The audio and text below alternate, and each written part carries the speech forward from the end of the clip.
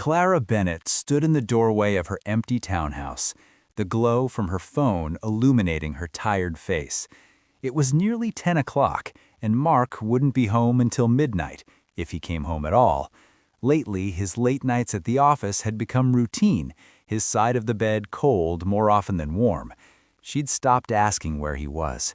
The answers were always the same vague excuses, delivered with barely concealed irritation. She ordered Thai food, something simple to fill the silence. When the doorbell rang 20 minutes later, she expected a quick exchange, food for tip, nothing more. But Ryan Cole wasn't what she expected. He stood on her porch with her order, mid-20s, dark hair slightly disheveled from his helmet, warm brown eyes that actually looked at her when he spoke. "Thai Palace for Clara?" His voice was gentle, respectful. "That's me." She reached for her wallet, but he noticed her hands trembling slightly. "Long day?" he asked, and something in his tone made her pause. It wasn't intrusive, just genuinely concerned. Clara felt her throat tighten unexpectedly. Something like that. Ryan smiled softly. "Well, the green curry's supposed to be amazing. Hope it helps." He handed her the bag, their fingers brushing briefly. The contact was innocent, but Clara felt it linger on her skin after he turned to leave. "Thank you," she called after him, meaning it more than she should have. He glanced back with that same kind smile. "Anytime." That night, Clara ate alone at her kitchen counter, Mark's empty chair across from her a silent accusation. She thought about Ryan's eyes, how they'd actually seen her exhaustion, her loneliness. Mark hadn't looked at her, really looked, in months. She told herself it was nothing, just a delivery driver being polite. But when she climbed into bed alone again, she found herself wondering what it would feel like to be noticed like that every day, to have someone ask about her day and actually care about the answer, to feel warmth instead of this growing, aching cold. The delivery had been just food, but the brief human connection, the small moment of being seen, had awakened something in Clara she thought she'd successfully buried, the realization of how desperately lonely she'd become. 3 nights later, Clara ordered from Thai Palace again. She told herself it was because the food was good, convenient. She didn't admit, even to herself, that she'd hoped Ryan might be the one to deliver it. When he appeared at her door again, his face brightened with recognition. "Green curry night 2?" Clara laughed, surprised by how genuine it felt. "Caught me. It was really good." "Glad to hear it." Ryan leaned casually against the doorframe, not rushing away like most delivery drivers. "You look a little less exhausted tonight. That's good." The fact that he remembered, that he'd noticed, sent warmth flooding through Clara's chest. "Better day," she said, though it wasn't entirely true. The day had been fine. This moment was what felt better. "I'm Ryan, by the way. Figured if I'm becoming your regular delivery guy, we should at least know each other's names. Clara, though you already knew that from the order." "True, but now it's official." His smile was easy, unguarded.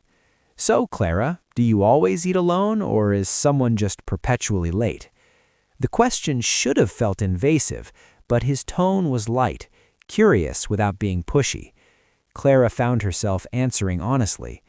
"My husband works late. A lot." Something flickered in Ryan's expression. Understanding, maybe sympathy. He didn't pry further. "Well, his loss. That curry's best enjoyed fresh and hot." The words hung between them with unintended weight. Clara felt her cheeks warm. "I should let you get back to work." "Yeah, probably." But Ryan didn't move immediately. "Hey, if you ever want to add extra spring rolls or whatever, just put it in the notes. I'll make sure they don't forget." "Thank you, Ryan." "Anytime, Clara."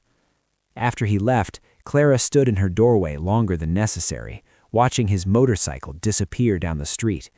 Inside, she ate her dinner slowly, replaying their conversation. The way he said her name, the casual intimacy of their banter. Her phone buzzed, Mark texting that he'd be even later than expected. "Don't wait up." She didn't respond. Instead, she thought about warm brown eyes and a smile that made her feel seen. It was harmless, she told herself. just friendly conversation. But she was already planning what to order next time. 2 weeks passed, and Clara ordered from Thai Palace 6 more times. Ryan delivered 5 of them. Their conversations grew longer, more personal. He told her about his plans to save money for culinary school, his dreams of opening his own restaurant someday. She shared stories about her work as a graphic designer, carefully editing out the loneliness that permeated every aspect of her life. One Friday night, Ryan arrived during a downpour. Clara opened the door to find him soaked, water dripping from his jacket. "God, you're drenched. Come in for a second, please." Ryan hesitated, then stepped into her foyer. "I don't want to drip all over your floor." "It's just water." Clara grabbed a towel from the bathroom, handed it to him. "Dry off a bit." He accepted it gratefully, rubbing it through his wet hair. Standing this close, Clara could smell rain and something else, clean soap, masculine warmth. Her heart raced inappropriately. "Clara," Ryan said softly, meeting her eyes, "can I ask you something?" "Sure." "Why do you always look so sad when I leave?" The question stole her breath.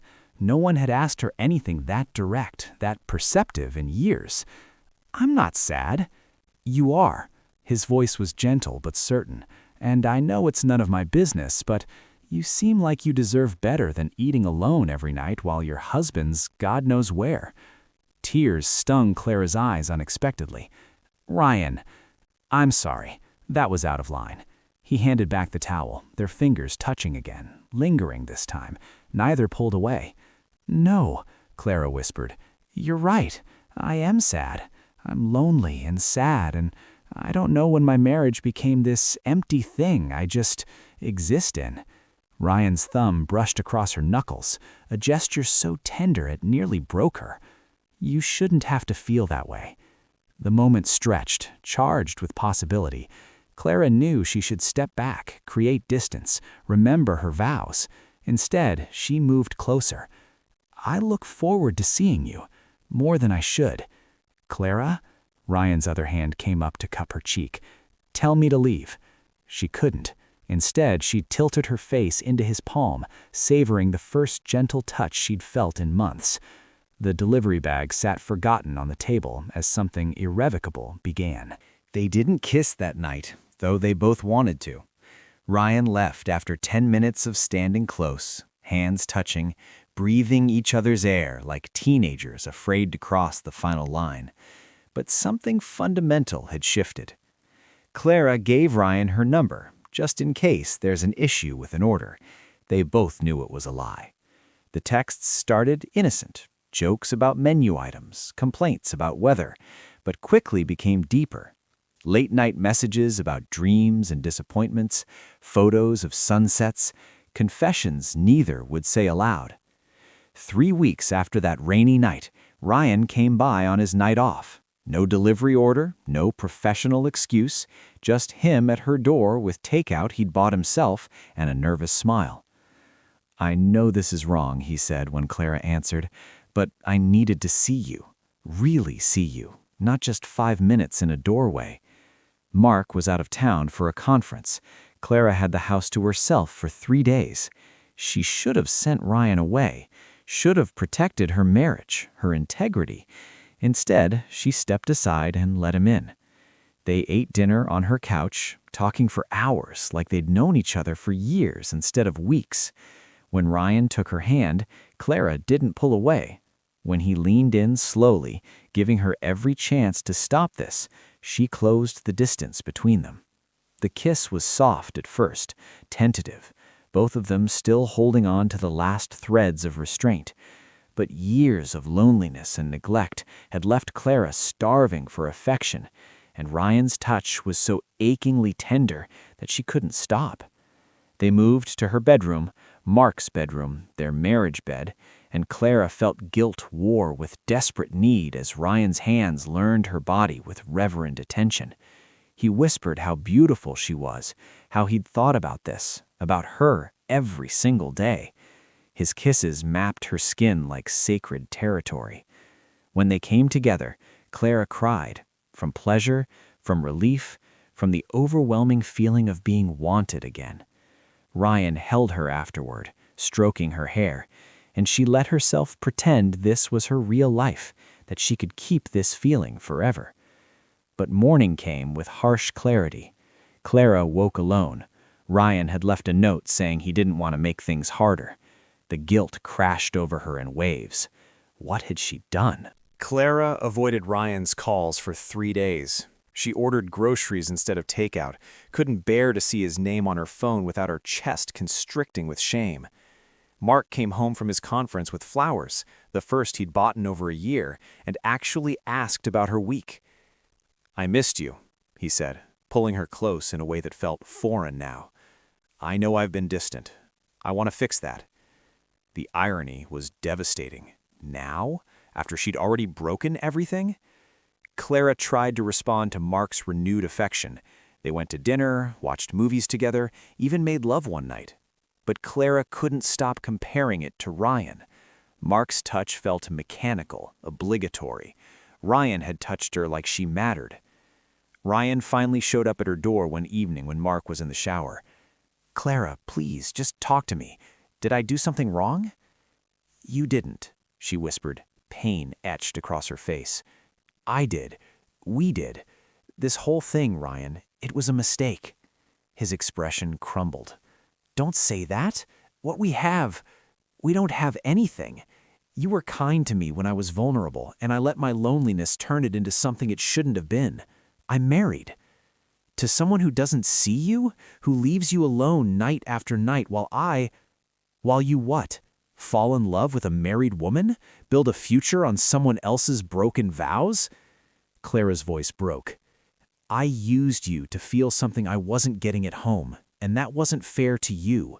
You deserve someone who can actually be with you." Ryan's eyes filled with tears. "And you deserve someone who loves you properly." "Maybe, but I made promises, and I broke them. I have to live with that." She touched his face one last time, memorizing the feel of his skin. "I'm sorry, Ryan, for all of it." She closed the door as Mark called her name from upstairs. In the following weeks, Clara confessed everything to Mark. The emotional affair, the night together, all of it. The explosion was devastating, the path forward uncertain. But Clara had learned a terrible lesson. Loneliness doesn't justify betrayal, and some mistakes can't be undone by regret alone. That one delivery order had cost her everything.